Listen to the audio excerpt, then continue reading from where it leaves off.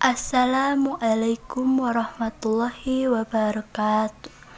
Kami dari kelompok 9 ingin mempresentasikan materi ini lewat video animasi yang berjudul Efisiensi dan Pengendalian atau Cost Containment. Sebelumnya, perkenalkan terlebih dahulu anggota kami ada Rahmalia sebagai pemateri 1. Halo. Rifa sebagai pemateri 2 dan moderator. Halo. Siti Sarah sebagai pemateri 3. Halo. Oke, lanjut saja ya. Saya persilahkan untuk pemateri 1, lalu nanti dilanjutkan ke pemateri 2 dan 3. Keep enjoy and stay watching. Apakah sudah ada yang tahu mengenai efisiensi dan pengendalian biaya atau cost containment?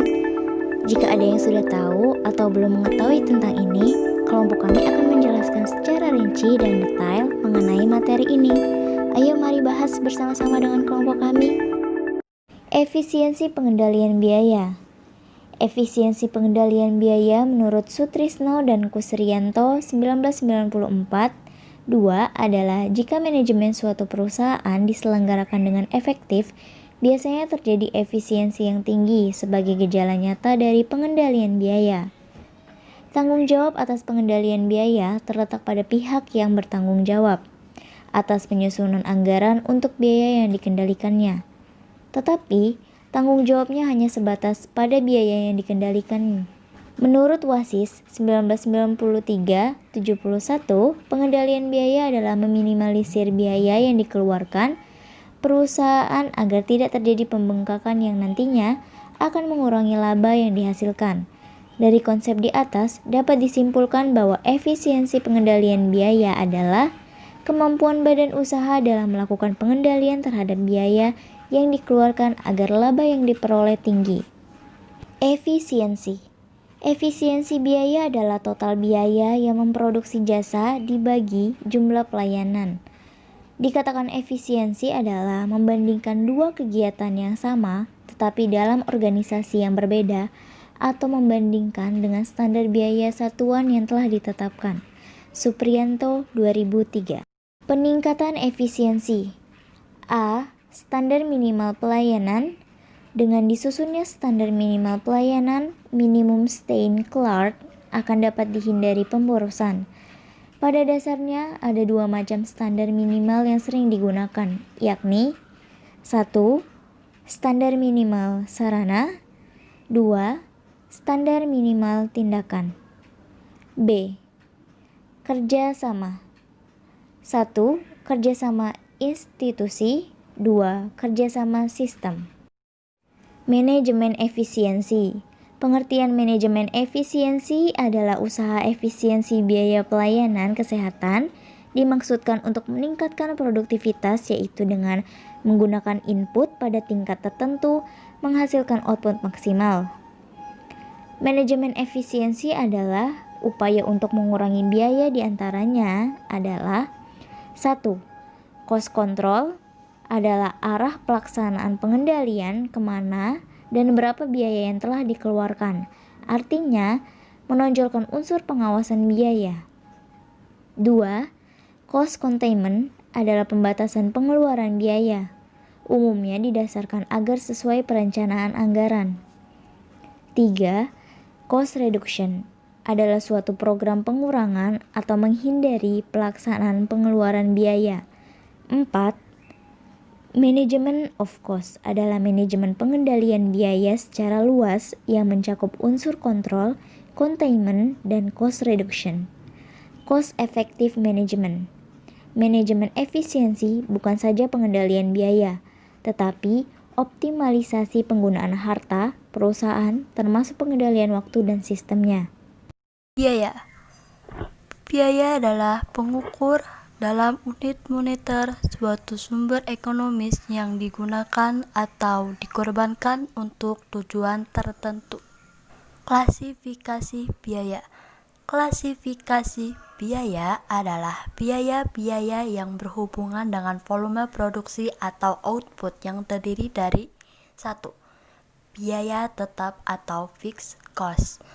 Biaya ini merupakan biaya yang dikeluarkan dan tidak mempengaruhi oleh besar kecilnya jumlah volume produksi.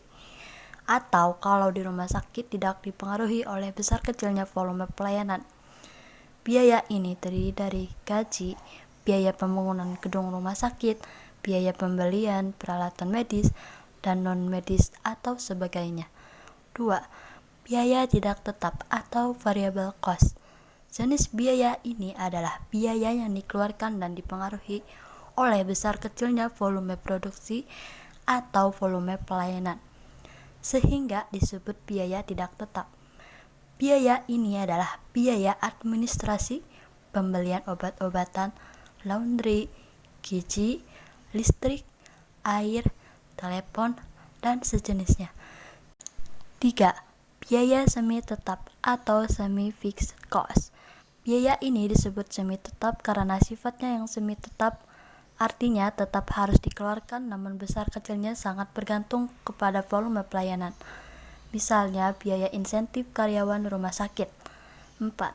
Biaya total atau total cost merupakan penjumlahan dari biaya tetap dengan biaya tidak tetap.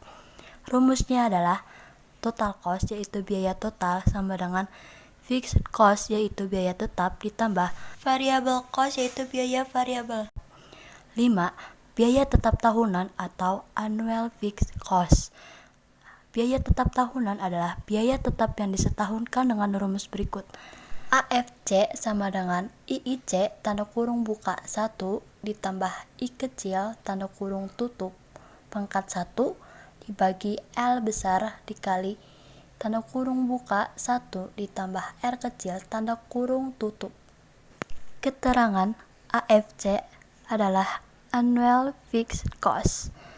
IIC adalah initial investment cost atau harga beli awal. I kecil adalah inflasi. L besar adalah lifetime atau umur pakai. R kecil adalah bunga bank. Pengendalian biaya atau cost containment. Pengertian pengendalian biaya menurut Boy Sabarguna tahun 2007 dalam bukunya mengartikan cost containment sebagai penghematan biaya, yaitu upaya pengamatan biaya sampai pada tingkat rasional. Jadi, menurut Sabarguna, pengurangan biaya yang menyebabkan mutu pelayanan turun, bukanlah penghematan biaya atau cost containment. Menurut Sabarguna tahun 2007, pengendalian biaya merupakan proses pencatatan, pengalaman, pengalokasian, dan pelaporan yang dituangkan dalam bentuk pertama, anggaran biaya. Anggaran biaya yang ditentukan menjadi dasar kesesuaian pelayanan dijalankan. 2. Biaya standar. Biaya yang ditentukan sebagai patokan batas penggunaan biaya pada waktu tertentu. 3. Prosedur pencatatan. Prosedur pencatatan biaya dilaksanakan dalam rangka menghindari pemborosan. Tahap-tahap cost containment yaitu 1. Kesadaran biaya cost awareness. Sadar biaya adalah memahami tentang pentingnya arti seluk-beluk pembiayaan dalam menjalankan suatu bisnis, termasuk bisnis rumah sakit. Agar memahami biaya secara baik, tentunya harus mampu mengerti tentang biaya itu sendiri. Setiap pelaku rumah sakit, baik fungsional medik atau administratif, sadar bahwa tindakannya mengandung biaya yang administratif, sadar bahwa tindakannya mengandung biaya yang secara nyata harus dihemat. Sadar biaya merupakan suatu sikap yang mempunyai 3 dimensi, yaitu 1. Mengetahui akan biaya yang penting, 2. Mengetahui akan biaya, 3. Berkomitmen untuk melakukan pengurangan biaya. 2. Pemantauan biaya, cost monitoring. Cost monitoring yaitu upaya pemantauan biaya dengan membuat suatu mekanisme dan cara mengidentifikasi, melaporkan dan memonitor seluruh biaya. Fokus utamanya adalah di mana dan berapa banyak dan mengapa uang dikeluarkan menurut Sabarguna 2007. Contohnya, lampu taman masih menyala di siang hari. 3. Manajemen biaya, cost management. Manajemen biaya merupakan salah satu sistem yang didesain untuk dapat menyediakan informasi bagi manajemen untuk sebagai pengidentifikasian peluang-peluang penyempurnaan, perencanaan strategi, dan pembuatan keputusan operasional mengenai pengadaan dan penggunaan sumber-sumber yang diperlukan oleh organisasi. 4. Hadiah biaya (cost incentives) adalah hasil dari biaya yang sudah dikendalikan. Inflasi sektor kesehatan. Sektor kesehatan secara keseluruhan mengalami inflasi di seluruh dunia. Penyebab inflasi tersebut antara lain: 1. Indemnity health insurance, asuransi mengganti kerugian. 2. Medical technology atau alat-alat kedokteran.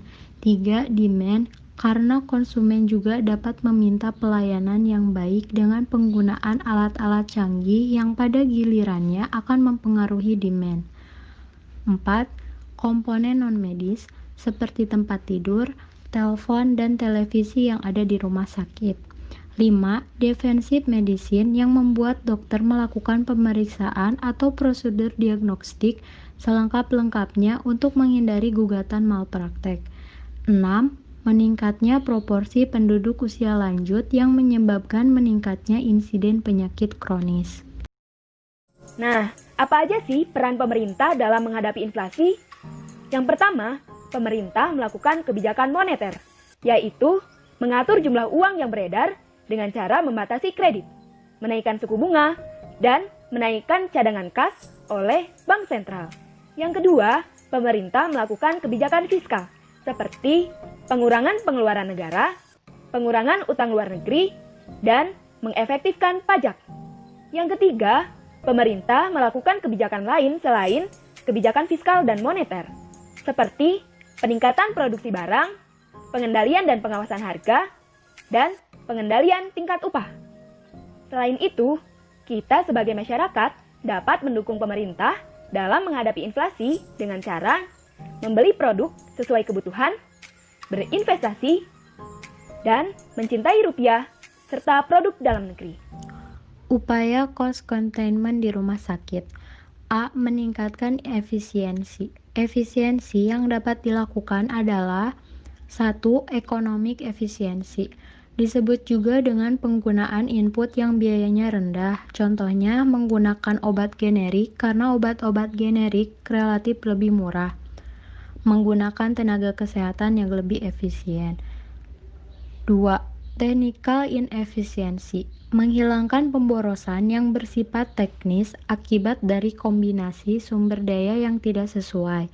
Contohnya, terdapat alat canggih di rumah sakit tetapi pada kenyataannya tidak memiliki operator, sehingga harus mendatangkan dari pihak luar yang membutuhkan kos tinggi.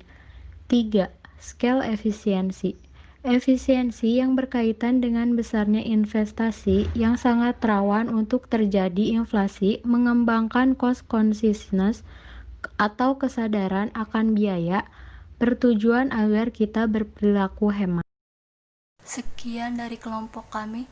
Kurang lebihnya jika ada kesalahan kata dalam pengucapan, mohon dimaafkan karena tiada yang sempurna melainkan Allah SWT. Jika ada yang mau bertanya, boleh ditanyakan ke kelompok kami mengenai materi ini. Terima kasih dan wabillahi taufiq wal hidayah. Wassalamualaikum warahmatullahi wabarakatuh.